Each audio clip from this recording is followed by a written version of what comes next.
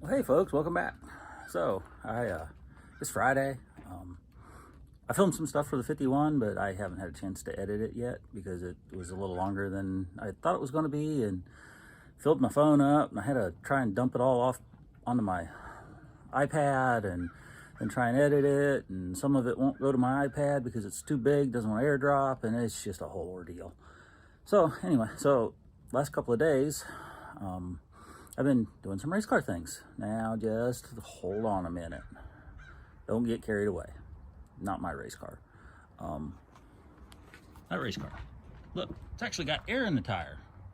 Well, not the back one, but the front tires have air in them. And more importantly, look what we have here. Got the block all cleaned up. Got it painted. Got the crank torqued in. Got the rods and pistons cleaned up. Hang on, I'll show you. So I got the rings all file fit. Yeah, they're all in here, and I put them back in the bag so I knew which one was what. New rod bearings. I didn't quite get all the carbon off of them, but I got 95% of it off. Got them all good and cleaned up. Got the bearings out. Most of the bearings could have been reused. I mean, honestly, look at that. I don't know how many years they were in there and how many hundreds of passes they had on them, but the rod bearings all looked fantastic, except for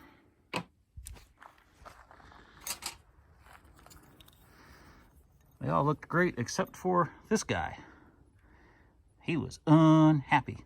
Had some trash go through it, and I'm not sure what happened. But I did take the crank to the machine shop. They checked it, they polished it, they tanked it, cleaned it, did all that good stuff to it, and then, it's fine. So it wasn't like had a journal out around. The main bearings all looked like new. I probably could have reused them, but I figured, I'm putting new rod bearings in it and new rings, and I had the machine shop hone the block and tanked it, honed it, put new frost plugs in it. I figured, I might as well put new main bearings in it too. The main bearings I put in it, the main bearings that I put back in it were 3/4 groove main bearings instead of just half groove. I don't know if it makes any difference or not, but you know what, I'm putting them in there anyway. So today I got the rings all filed. As you can see, I got the crank in the block and it's torqued down. The block's all cleaned up, the block's painted. Got the oil pan cleaned up. That thing was a mess just because it had been sitting outside. What else did I do? Got the rods and pistons cleaned up. I'm tired, or I could probably start putting rods, or I could probably start putting rings on the rods and pistons, but I'm about out of gas. But anyway, so we'll do some race car stuff. Not my race car though, because my race car sucks. But this is a quick little update on what's been going on the last couple of days, and we'll probably end up putting the flat tappet back in this just because the roller cam that I want. There's a couple of different grinds that I really like.